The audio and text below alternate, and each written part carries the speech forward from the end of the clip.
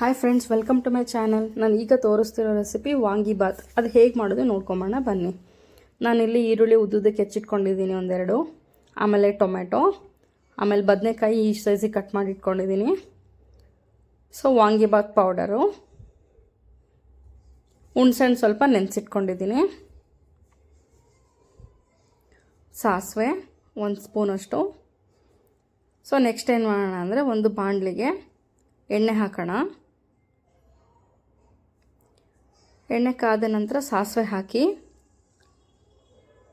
ಸಾಸಿವೆ ಸಿಡ್ದಿದ್ದಾದಮೇಲೆ ಕಡಲೆಬೇಳೆ ಹಾಕೋಣ. ಇದು ಚೆನ್ನಾಗಿರುತ್ತೆ. ನಿಮಗೆ ಕಡಲೆ ಬೀಜ ಬೇಕಂದ್ರೂ ಹಾಕ್ಕೋಬೋದು, ಅದನ್ನ ನಿಮ್ಮ ಚಾಯ್ಸು. ಸೊ ನಾನಿಲ್ಲಿ ಕಡಲೆಬೇಳೆ ಅಷ್ಟೇ ಹಾಕ್ತಾಯಿದ್ದೀನಿ. ಸೊ ನೆಕ್ಸ್ಟ್ ಬದನೆಕಾಯಿನೂ ಅಷ್ಟೇ, ನೀವು ಕಟ್ ಮಾಡಿದ್ದಾಗ ಅದನ್ನು ನೀರಲ್ಲಿ ಹಾಕಿಟ್ಕೊಳ್ಳಿ, ಇಲ್ಲಾಂದರೆ ಫುಲ್ ಕಪ್ಪಾಗಿಬಿಡುತ್ತೆ. ಅಂಟಿಲ್ ನೀವು ಒಗ್ಗರಣೆಗೆ ಹಾಕೋ ತನಕ ಅದು ನೀರಲ್ಲೇ ಇರಲಿ ಬದನೆಕಾಯಿ. ಸೊ ಅದೊಂದು ಸ್ವಲ್ಪ ಫ್ರೈ ಆದಮೇಲೆ ಕಡಲೆಬೇಳೆ, ನಾನು ಈರುಳ್ಳಿ ಹಾಕ್ತಾಯಿದ್ದೀನಿ. ಈರುಳ್ಳಿನೂ ಫ್ರೈ ಮಾಡ್ಕೊಳ್ಳೋಣ.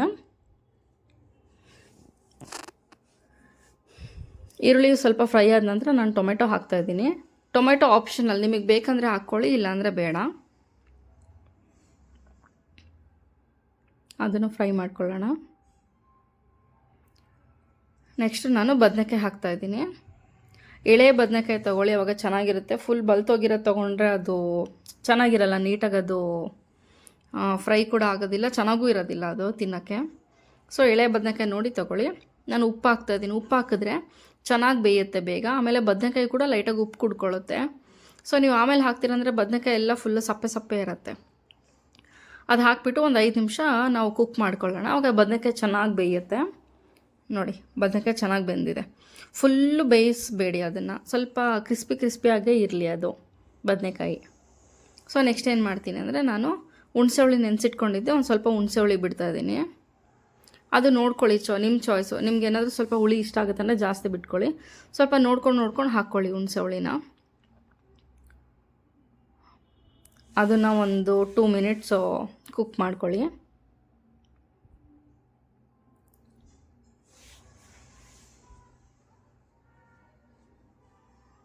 ನೋಡಿ, ಎಲ್ಲ ಚೆನ್ನಾಗಿ ಬೆಂದಿದೆ. ನೆಕ್ಸ್ಟ್ ಏನು ಮಾಡೋಣ ಅಂದರೆ, ವಾಂಗಿಬಾತ್ ಪೌಡರ್ ಹಾಕೋಣ.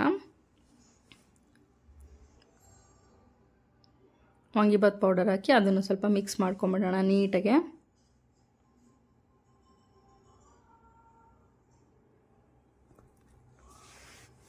ಅದನ್ನು ಒಂದು 2 ನಿಮಿಷ ನಾವು ಕುಕ್ ಮಾಡ್ಕೊಳ್ಳೋಣ.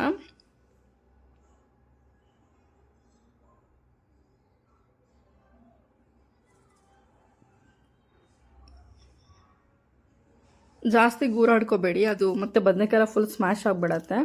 ಸೊ ಲೈಟ್ಲಾಗಿ ಮೇಲೇ ಗೂರಾಡ್ಕೊಳ್ಳಿ. ನೆಕ್ಸ್ಟ್ ಏನು ಮಾಡ್ತೀನಿ ಅಂದರೆ, ನಾನು ಅನ್ನ ಹಾಕ್ತಿದ್ದೀನಿ. ಅನ್ನ ಹಾಕಿ ನೀಟಾಗಿ ಮಿಕ್ಸ್ ಮಾಡ್ಕೊಳ್ಳೋಣಂತೆ. ನೀಟಾಗಿ ಮಿಕ್ಸ್ ಮಾಡ್ಕೊಂಡ್ಮೇಲೆ ನಮಗೆ ವಾಂಗಿಬಾತ್ ರೆಡಿ ಟು ಇಟ್. ಇದು ತುಂಬ ಚೆನ್ನಾಗಿರುತ್ತೆ, ಟೇಸ್ಟಿಯಾಗಿರುತ್ತೆ. ಒಂದ್ಸಲ ಟ್ರೈ ಮಾಡಿ, ನಿಮ್ಮೆಲ್ಲರಿಗೂ ಇಷ್ಟ ಆಗುತ್ತೆ. ನನ್ನ ಚಾನಲ್ ಸಬ್ಸ್ಕ್ರೈಬ್ ಮಾಡಿಲ್ಲ ಅಂದರೆ ಈಗಲೇ ಸಬ್ಸ್ಕ್ರೈಬ್ ಮಾಡಿ for more videos. Thank you so much. Thanks for watching my channel.